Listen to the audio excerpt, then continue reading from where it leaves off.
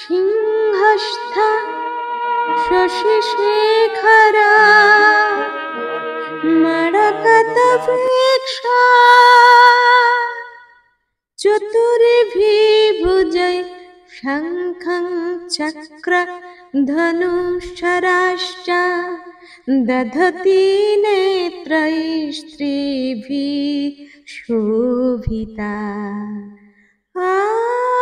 মুক্তাঙ্গদ হার কঙ্কনা রণতে কাঞ্চি কাননপুরা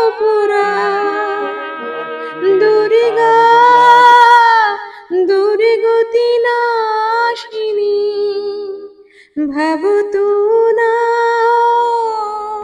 প্রতিনো রসক কুণ্ডলা জাগো তুমি বেজে উঠেছে আলোকমন্দির ধরণীর বহিরাকাশে অন্তরিত মেঘমালা প্রকৃতির অন্তরাকাশে জাগরিত জ্যোতির্ময়ী জগন্মাতার আগমন। জাগো দুর্গা জাগো দশ প্রহরণ ধারিণী অভয়া শক্তি বল প্রদায়িনী তুমি জাগো জাগো তুমি জাগো।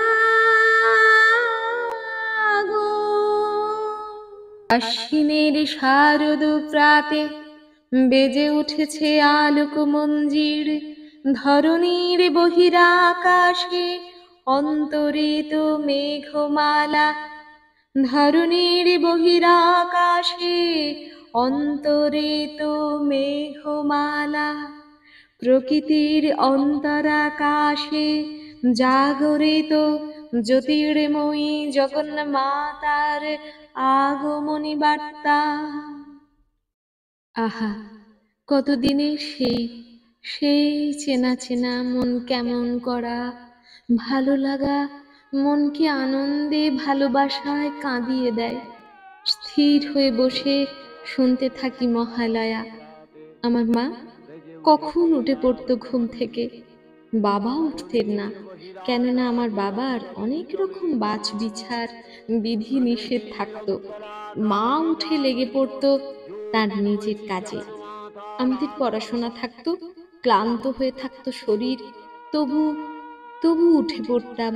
ঠিক সময়ে মা এসে বলতেন, কই রে, চালিয়ে দে রেডিওটা। ঠাকমা উঠে পড়ে বসে পড়তেন, দুহাত জোর করে কপালে ঠেকিয়ে জগজ্জননী মা দুর্গার স্তব স্তুতি করতে লাগতেন।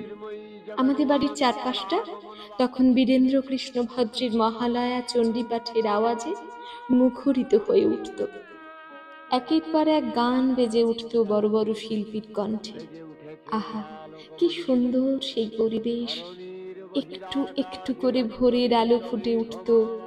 আমাদের বাড়ির উঠোনের কোণে শিউলির ফুলে ভরে থাকত, আর তার গন্ধে ব্যাকুল হয়ে উঠত মন।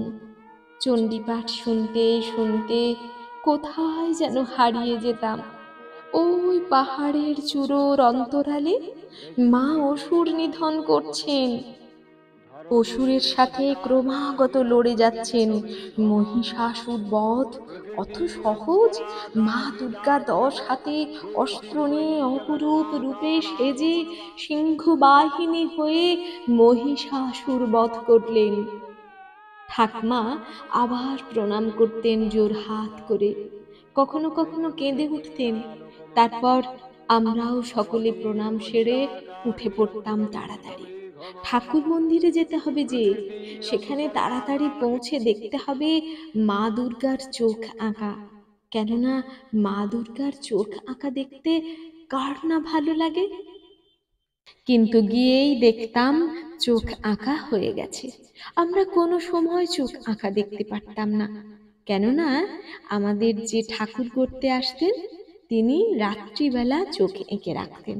যখন কেউ থাকতো না, মাঝ রাতে চোখ আঁকা সেরে নিতেন। আর আমি গিয়ে দেখতাম মা দুর্গা জল জল করে তাকিয়ে আছেন আমার দিকে চেয়ে। প্রণাম করে মাকে বলতাম, মা তুমি এসে গেলে মা, আর তোমায় যেতে দেব না, আর এবার তোমায় যেতে দেব না।